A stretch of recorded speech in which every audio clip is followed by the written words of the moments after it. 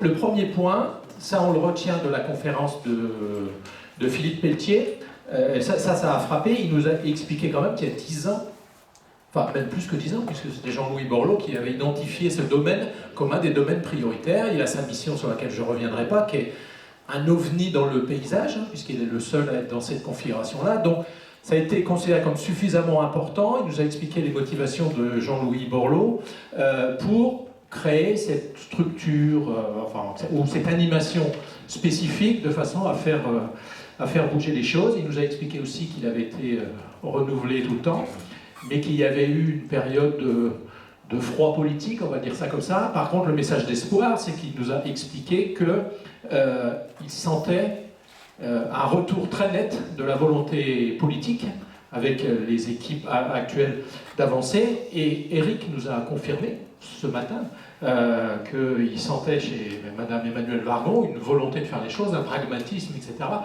Donc on va commencer par une touche d'espoir sur le fait que le sujet est identifié et il y a une volonté de s'y attaquer. Alors vous allez dire, enfin, peut-être, mais en tous les cas, c'est le premier message. La deuxième chose, c'est que ça a été identifié il y a longtemps, mais force est de constater, ça c'était la démonstration de Jean-Pierre en ouverture, que les résultats ne sont pas du tout à la hauteur, et que pour l'instant la tendance n'est pas forcément bonne, malgré tout ce qui a été fait. Et Philippe Pelletier nous a bien expliqué les choix qui ont été faits, sur quelle base il a essayé de travailler avec toutes les limites qui étaient celles de son pouvoir. Donc c'est un domaine bien identifié, avec une volonté politique qui se renforce d'y travailler, mais sur lesquels les résultats ne sont pas bons. Ça c'est la première des choses, donc ça c'est le point de départ, on va dire. Ensuite, on l'a vu, on l'a rappelé encore ce matin, on tombe très vite, dans tous les cas, on l'a entendu X fois, donc ça nous a été dit par Philippe Pelletier lui-même, par Carbone 4 nous l'a rappelé, etc. On passe très vite de toute façon, la solution, c'est la rénovation, et on parle plus de climat, et on parle de la rénovation comme une finalité, et de l'efficacité énergétique comme une finalité en soi.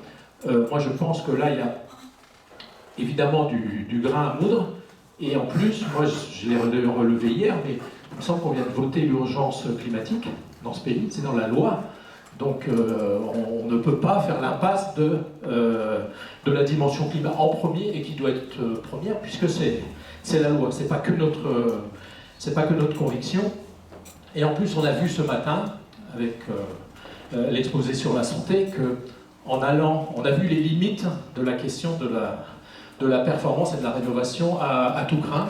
Et puis je vous propose de reprendre, en la complétant un peu, la formule qui nous a été proposée par Schneider Electric, enfin qui a été un peu dénoncée. Le climat est le sujet majeur, donc le carbone est le sujet majeur. Et dans toutes les présentations, on en parle 2 minutes et je suis gentil, et on passe directement à performance énergétique et renouvelable. Donc on va directement aux solutions, ou à ce qui est admis par tout le monde par une espèce de consensus mou comme étant la solution, et on oublie le sujet de départ. L'objectif, c'est pas de faire de la performance, et c'est pas faire de renouvelable, c'est de traiter la question climatique.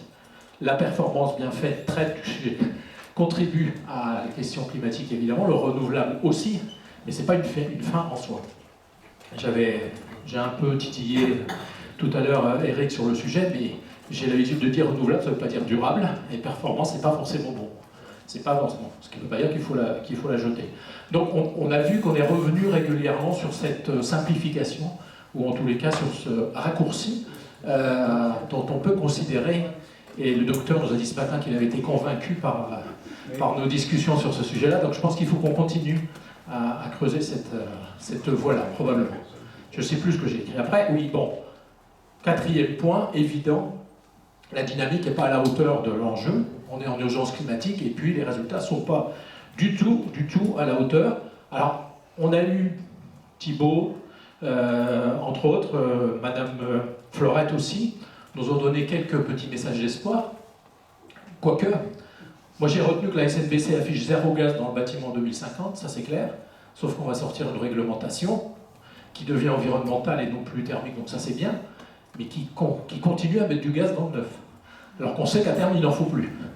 Donc avec plein de raisons politico, je ne sais pas trop quoi, mais on voit quand même qu'on est en contradiction et que l'action n'est pas à la hauteur. Thibault nous a dit que la réglementation environnementale serait un peu plus orientée climat.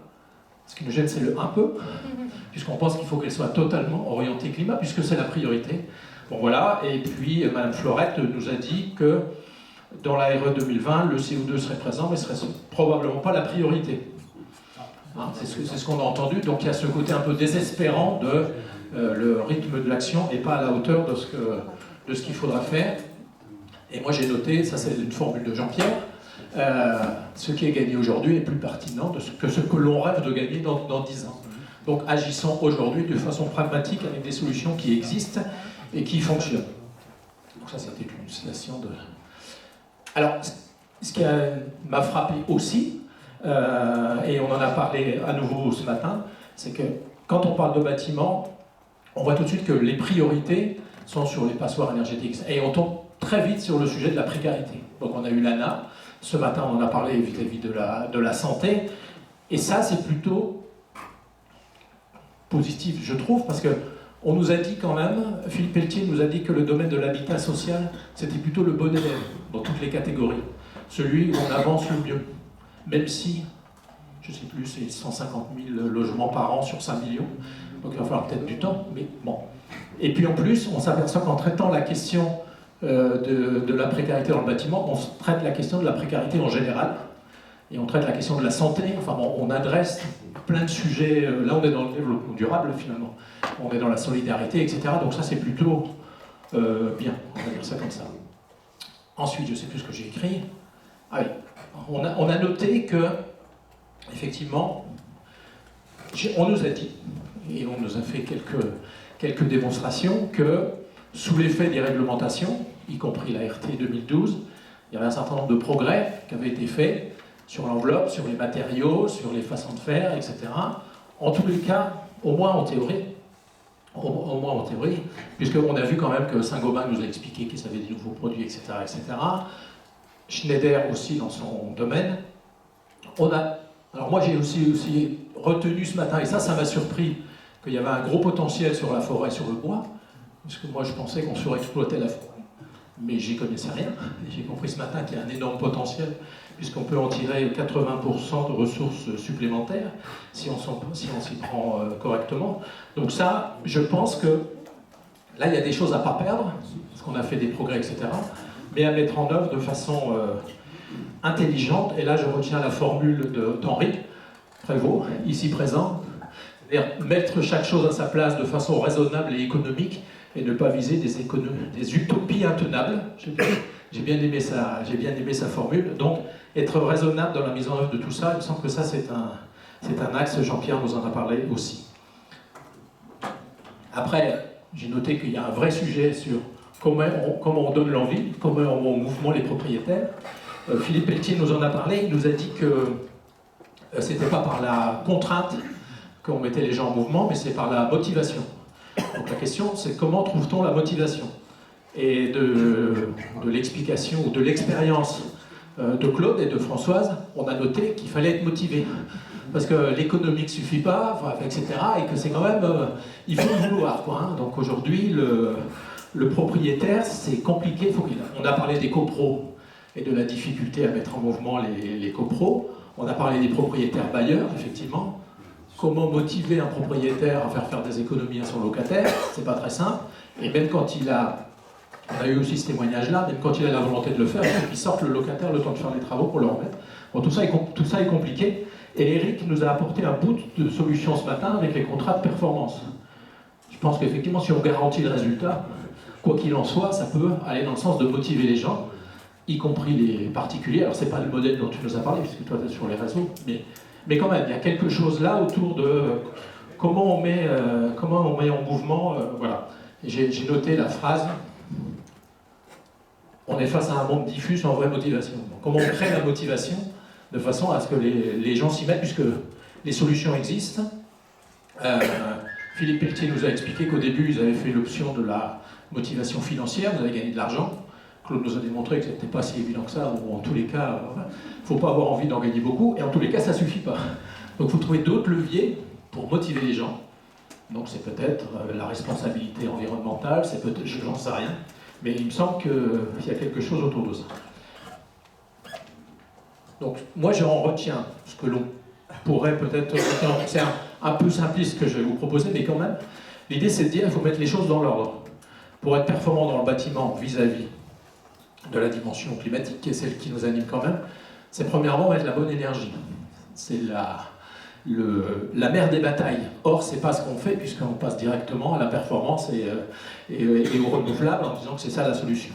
Donc, et assumer dans le bâtiment ce que nous a dit Jean-Pierre et ce qu'on a aussi, ce qui est affiché en tous les cas dans la SNBC, la fin totale du fossile. Donc dès maintenant, il faut l'afficher et puis se mettre probablement plus vite sur... enfin, c'est quand même un scandale de continuer à mettre du gaz aujourd'hui dans des bâtiments, tout en imaginant que dans 10 ans ou dans 15 ans, on ira voir les gens pour leur expliquer qu'on va les refinancer pour qu'ils en sortent et qu'ils mettent autre chose, alors que les solutions existent. Donc ça, c'est la première des choses, ne pas faire le raccourci sur mettre la bonne énergie, donc du sans carbone. Deuxièmement, un bâti performant.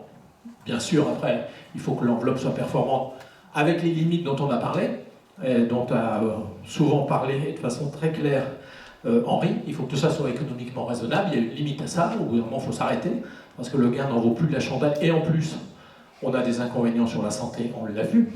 Donc il faut intégrer toutes les dimensions du bâtiment. Et un bâtiment performant, ça veut dire qu'on mesure les performances. On en a parlé ce matin.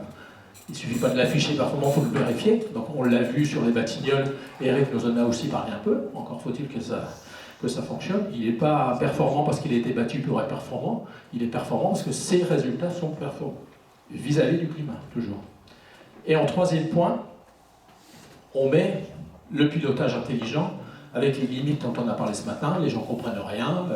Il n'y a que les experts de Schneider, enfin je caricature un peu, qui comprennent comment ça fonctionne. Mais en tous les cas, il y a quelque chose à faire sur le rôle, et on en a reparlé aussi ce matin quand on a parlé de santé, sur le rôle des habitants eux-mêmes, des gens qui sont dans le bâtiment, sur la façon dont ils se comportent, et dont il y a une part, mais que je mets en troisième position. Si j'ai la bonne énergie, si j'ai un bâtiment sain, enfin bien conçu, enfin, etc., et performant, et si je m'y comporte de façon correcte, raisonnable, conforme à ce qui a été prévu, on arrivera peut-être au résultat. Comment on met tout ça en mouvement, comment on le fait dans le stock de l'existence, c'est une autre question. Mais il me semble que, enfin moi j'aime bien revenir à des choses simples, la logique d'action pourrait être celle-là. Et en particulier pas faire l'impasse sur le numéro 1.